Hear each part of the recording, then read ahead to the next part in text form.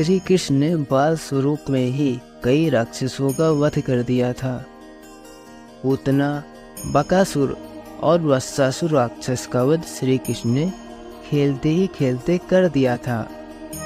कंस अपनी जान बचाने के लिए गोकुल में श्री कृष्ण को मारने के लिए निरंतर कोई न कोई राक्षस भेज रहा था। इन राक्षसों का बड़ी आसानी से भगवान श्री कृष्ण वध करते जा रहे थे। पूतना वध के बाद कंस बुरी तरह भयभीत हो गया। उसे अपना काल दिखाई देने लगा था। पूतना कंस की सबसे खतरनाक राक्षसी थी, लेकिन कृष्ण ने उसका भी वध कर दिया। कंस पूतना के वध से व्याकुल हो गया। तब उसने तृणावर्त राक्षस को कृष्ण को मारने के लिए नंदगांव भेजा। पूर्व जन्म में तृणावर्त राक्षस नहीं था। पौराणिक कथा के अनुसार पांडु देश में सहस्त्राक्ष नामक राजा राज्य करता था। एक दिन राजा अपनी रानियों के साथ नदी में जल विहार करने के लिए गया। जल क्रीड़ा के दौरान वहां से महर्षि दुर्वासा गुजर रहे थे। राजा जल क्रीड़ा में इतने मग्न थे कि वह महर्षि दुर्वासा को प्रणाम करना ही भूल गए। इससे दुर्वासा ऋषि क्रोधित हो गए और उन्होंने राजा को राक्षस होने का श्राप दे दिया। जब राजा को अपनी गलती का एहसास हुआ, तब उन्होंने दुर्वासा ऋषि से क्षमा मांगी।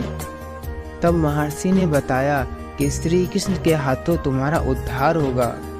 दुर्वासा ऋषि के श्राप के कारण राजा सहस्त्राक्ष अगले जन्म में तृणावर्त राक्षस बना। तृणावर्त एक ऐसा राक्षस था जो तेज आंधी और शक्तिशाली बवंडर का रूप ले लेता था। उसके सामने जो कुछ भी आता था उसे वो उड़ाकर ले जाता था। कंस ने तृणावर्त को गोकुल में कृष्ण का वध करने के लिए भेजा।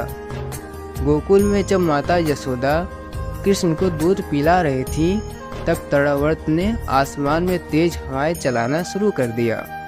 कुछ ही देर में आंधी के कारण बादल काले हो गए। स्वयं तृणावर्त एक बवंडर का रूप लेकर आया। हर चीज अपनी जगह से उखड़ने लगी।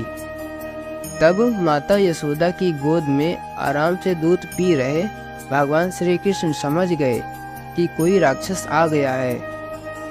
उन्हें इस बात का ज्ञान हो गया कि तृणावर्त राक्षस उन्हें माता यशोदा की गोद से आकाश में ले जाएगा।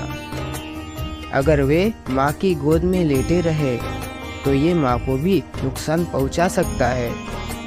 इसलिए कृष्ण ने यशोदा माता की गोदी में लेटे ही लेटे अपना वजन बढ़ाना शुरू कर दिया। भगवान ने इतना वजन बढ़ा लिया कि यशोदा माता उन्हें गोद से जमीन पर लिटाने के लिए विवश हो गईं। तभी राक्षस ने अंधेरा कर दिया और तेज काली आंधी चलने लगी। और मौका पाकर तृणावर्त ने भगवान को अपनी गोद में उठा लिया और आकाश में उड़ गया। कृष्ण ने तृणावर्त का गला पकड़ लिया और इससे राक्षस परेशान हो उठा और बचने का प्रयास करने लगा।